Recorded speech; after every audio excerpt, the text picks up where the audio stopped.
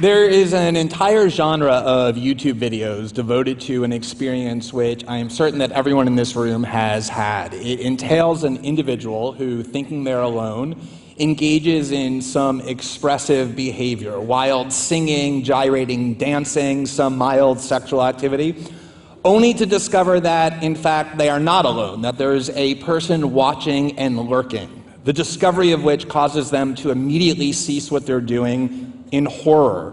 The sense of shame and humiliation in their face is palpable. It's the sense of, this is something I'm willing to do only if no one else is watching.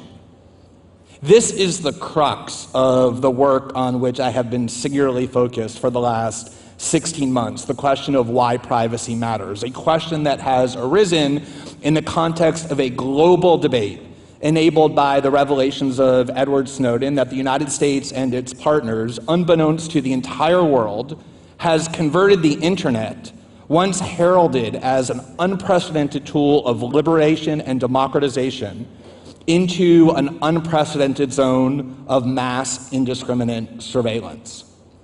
There is a very common sentiment that arises in this debate, even among people who are uncomfortable with mass surveillance, which says that there's no real harm that comes from this large-scale invasion because only people who are engaged in bad acts have a reason to want to hide and to care about their privacy.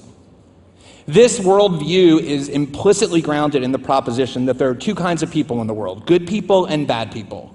Bad people are those who plot terrorist attacks or who engage in violent criminality and therefore have reasons to want to hide what they're doing, have reasons to care about their privacy. But by contrast, good people are people who go to work, come home, raise their children, watch television. They use the internet not to plot bombing attacks, but to read the news or exchange recipes or to plan their kids' Little League games. And those people are doing nothing wrong and therefore have nothing to hide and no reason to fear the government monitoring them.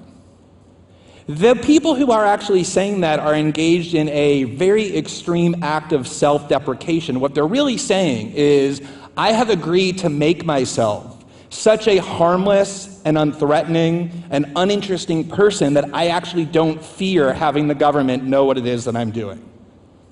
This mindset has found what I think is its purest expression in a 2009 interview with the longtime CEO of Google, Eric Schmidt, who, when asked about all the different ways his company is causing invasions of privacy for hundreds of millions of people around the world, said this. He said, if you're doing something that you don't want other people to know, maybe you shouldn't be doing it in the first place.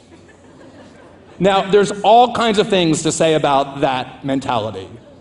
The first of which is that the people who say that privacy isn't really important, they don't actually believe it. And the way you know that they don't actually believe it is that while they say with their words that privacy doesn't matter, with their actions they take all kinds of steps to safeguard their privacy. They put passwords on their email and their social media accounts. They put locks on their bedroom and bathroom doors, all steps designed to prevent other people from entering what they consider their private realm and knowing what it is that they don't want other people to know. The very same Eric Schmidt, the CEO of Google, ordered his employees at Google to cease speaking with the online internet magazine CNET, after CNET published an article full of personal, private information about Eric Schmidt, which it obtained exclusively through Google searches and using other Google products. This same division can be seen with the CEO of Facebook, Mark Zuckerberg, who in an infamous interview in 2010 pronounced that privacy is no longer a, quote, social norm.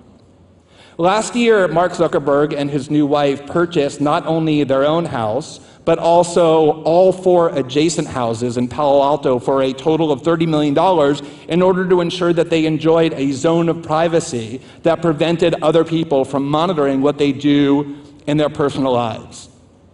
Over the last 16 months, as I've debated this issue around the world, every single time somebody has said to me, I don't really worry about invasions of privacy because I don't have anything to hide, I always say the same thing to them. I get out a pen, I write down my email address, I say, here's my email address. What I want you to do when you get home is email me the passwords to all of your email accounts. Not just the nice, respectable work one in your name, but all of them. Because I want to be able to just troll through what it is you're doing online, read what I want to read, and publish whatever I find interesting. After all, if you're not a bad person, if you're doing nothing wrong, you should have nothing to hide. Not a single person has taken me up on that offer. I check that email account religiously all the time. It's a very desolate place. And there's a reason for that, which is that we as human beings, even those of us who in words disclaim the importance of our own privacy, instinctively understand the profound importance of it.